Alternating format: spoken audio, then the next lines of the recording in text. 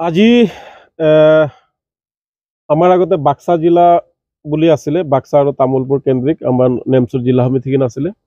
তো আজি আমি এই সমিতি ভংগ কৰি, পূৰ্বৰ বাক্সা আৰু তামোলপুৰ জিলা সমিতি ভংগ কৰি আমি নতুনকৈ তামোলপুৰ জিলা সমিতি গঠন কৰোঁ। আমি নেমচুই পূৰ্বৰ পৰা শৈক্ষিক সামাজিক দিশত আমি কাম কৰি আহিছোঁ আৰু আগন্তুক দিনতো আমি কাম কৰি যাম। সংখ্যালঘু সমাজত আমি দেখিবলৈ পাইছোঁ আপোনালোকৰ সংবাদ মাধ্যমত যে ড্ৰাগছ, গাঞ্জা, বাল্য বিবাহ ইত্যাদি বিভিন্ন ক্ষেত্ৰত জৰা ফুকা ইত্যাদি ক্ষেত্ৰত বিশ্বাসী আছিলে। সংখ্যালঘু সমাজত এটা মাতব্বৰী ৰাজ চলিছিলে। গতিকে আমি ছাত্ৰ সংগঠন হিচাপে আমি এইবোৰৰ বিৰুদ্ধে মাত মাতি যাম আৰু আমি চৰকাৰকো এটা আমি ধন্যবাদ দিব লাগিব যে চৰকাৰৰ মুখ্যমন্ত্ৰী হিমন্ত বিশ্ব শৰ্মা ডাঙৰীয়াই সিদিনা চৰচাপৰি অঞ্চলৰ যি দেৱানী প্ৰথা মাতাব্বৰ বা যিসকল মাতাব্বৰে তেওঁলোকে তাত হাজাৰ হাজাৰ বিঘা মাটি দখল কৰি ৰৈছে, তেওঁলোকে প্ৰভুত্বৰে মানে বেলেগৰ গৰীব শ্ৰেণীৰ মাটি তেওঁলোকে দখল কৰি ৰাখিছে। আৰু মুখ্যমন্ত্ৰী ডাঙৰীয়াই যি কৈছে যে আমি এই মাতাব্বৰ মুক্ত কৰিম, দেৱানীৰ পৰা আমি সাধাৰণ শ্ৰেণীৰ যি মাটি আছে এই মাটিবোৰ উদ্ধাৰ কৰি সাধাৰণ শ্ৰেণীক আমি গতাই দিম। গতিকে আমি আপোনালোকৰ সংবাদ মাধ্যমৰ জৰিয়তে মুখ্যমন্ত্ৰী ডাঙৰীয়াক এই পদক্ষেপটোক আমি আদৰণি জনাইছোঁ।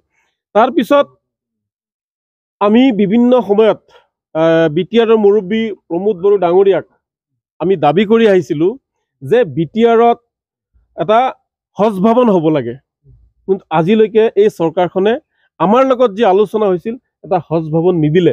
আপুনি জানে যে উত্তৰ পূৰ্বাঞ্চল ভিত্তিত গুৱাহাটীত এটা হজ ভৱন জালুকবাৰীত নিৰ্মাণ কৰিছিল তৰুণ গগৈ চৰকাৰৰ আমোলত, কিন্তু আজিলৈকে এই চৰকাৰী ভৱনটো হজ ভৱনটো আজিলৈকে মুকলি নোহোৱাটো দুৰ্ভাগ্যৰ কথা।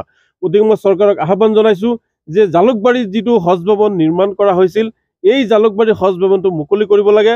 অনুৰূপ বিটিআৰত এটা বিটিআৰ কেন্দ্ৰিক এটা হজ ভৱন হ'ব লাগে।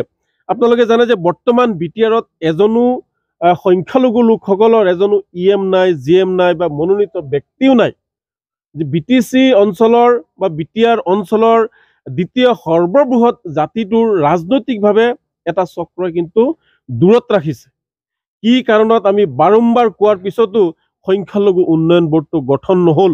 সংখ্যালঘু উন্নয়ন বোৰ্ড গঠন কৰি তাতে সংখ্যালঘুসকলৰ ভিতৰত এজন ডাইৰেক্টৰ দি সংখ্যালঘুসকলৰ যি সমস্যা আছে এই সমস্যাসমূহ দূৰ কৰাৰ কাৰণে আমি বাৰ বাৰ প্ৰমোদ বড়োক আমি আহ্বান জনাইছোঁ, কথা পাতিছোঁ, স্মাৰক পত্ৰ দিছোঁ, কিন্তু আজিলৈকে কিন্তু তেওঁ কৰি নেদেখুৱালে।